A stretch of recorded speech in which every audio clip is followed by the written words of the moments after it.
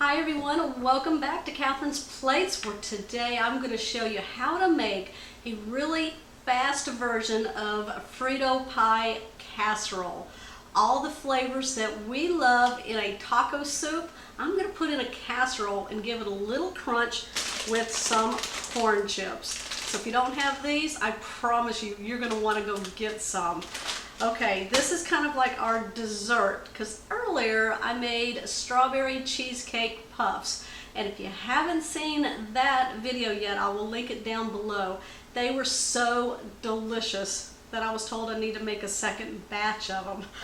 Okay, so in a large skillet on medium-high heat, I'm just going to add about a little drizzle of some cooking oil, about 1 tablespoon. And I've got 1 onion that I just kind of chopped up. Now I chopped this up because we want to be able to taste the onion in this dish.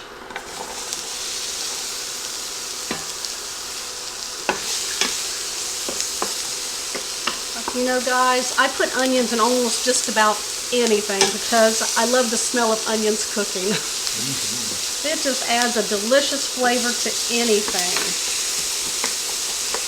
So I'm going to cook these down for just a few minutes and get them nice and soft and add a little color to the onions here. And then I'll bring you right back. Okay, we got a little color to the onions and they're nice and soft. What we're going to do is add 1.5 pounds of some ground beef. I'm going to break this up. And then I'm going to brown it up. Now I'm using my little favorite tool that I love in the kitchen. That's my meat chopper here. So you just push it down on the meat and twist. And it breaks it up really good for you. And just remember, if you like any of my items that I use, you can check my description box below and see the items like this burner unit right here, this pot, my meat chopper, my oil holder here. Anyway, go check them out if you're interested. Okay, so as soon as I get this meat all browned up, I'm going to bring you back. Okay, all of my meat is now browned up. What I'm going to do now is I'm going to drain my meat. And I like to do that in the pan, so I just kind of pull all of the meat off to the side. And I do this every time I need to drain meat, because I don't want to take it over to the sink and have to drain it into another pot. I mean, nobody wants to do that. So just take some paper towels, put it down into the pot there. Use your wooden spoon or utensil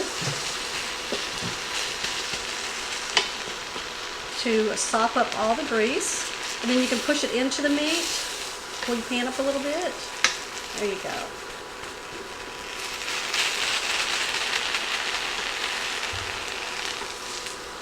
There you go. Okay, let's start flavoring our meat. Now, what I have here is my taco seasoning. Now, this is my homemade taco seasoning, and I use about 3 tablespoons for 1.5 pounds of ground beef. Now, if you're using the package, you can use the whole package if you're just getting it from the store. Now, I do have a recipe for my homemade taco seasoning, and I'll link it down below if you want to check that out. Go ahead and add this.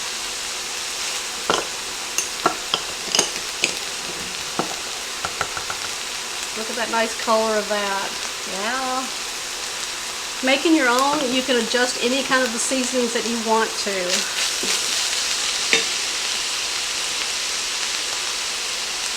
Okay, so I've got 14 ounces of some diced tomatoes.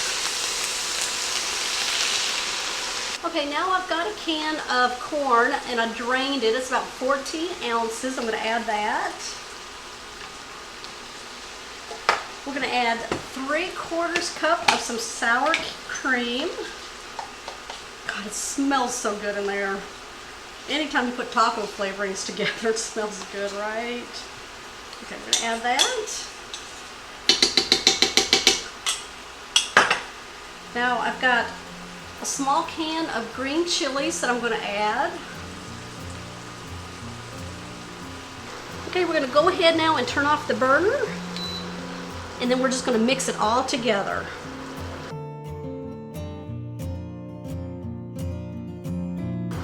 You know what's really nice about this right here is if you want to make taco soup, here you go right here. Add plenty of beef broth, let it simmer. Guys, there you go. That's what I love about this. It's so versatile.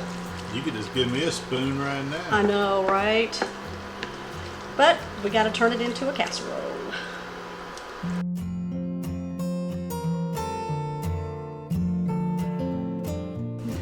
Okay, I'm missing one thing here. I'm going to add a 1/4 cup of some salsa. Now this is optional, you guys.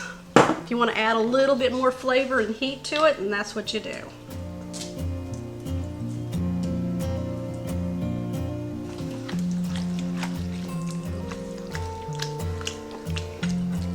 Now notice I did not add any salt to any of this, okay? It's got salt in my taco seasoning, and plus we're gonna have cheese on here, and we're gonna have the Fritos, which are all salty, so it's enough salt. All right, I got my husband sticking a spoon in here. Like I said, just give me a spoon. Yep. Good?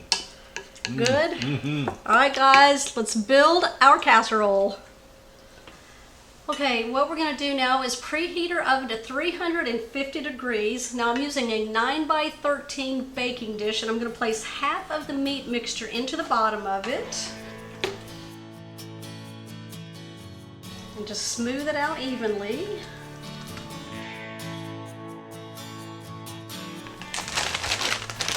Okay, so I've got about a 10-ounce size bag of Fritos here. I'm going to place half of these on top of the mixture.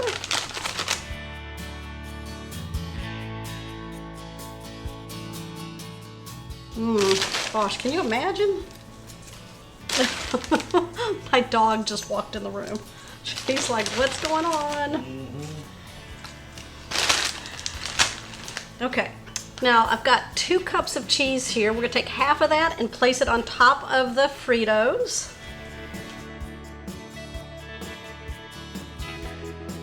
All right, we're gonna build the second layer with the rest of the meat, the Fritos, and then the rest of the cheese.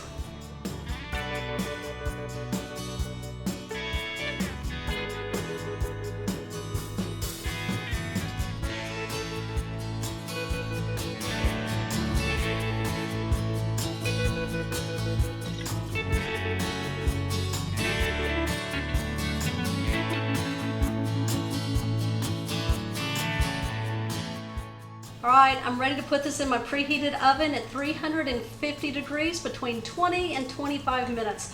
All we're looking for is this cheese to get nice and bubbly and golden brown. Okay guys, I'll be back so I can finish this up for you guys.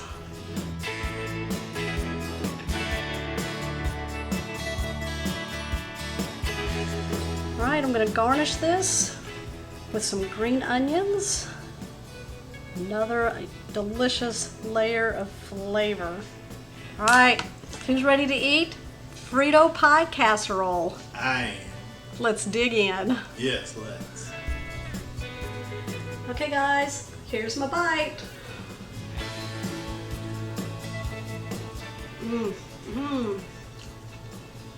Oh my gosh, those Fritos in there really make this dish. I'm telling you what, adds such a delicious flavor. Look at all those delicious ingredients. It almost tastes like taco soup. All right, who's making this one? Give me a thumbs up. If you're new to my channel, don't forget to hit that subscribe button down below and that bell notification so you'll always know when shows like this one here are posted. Okay guys, I will see you on my next episode.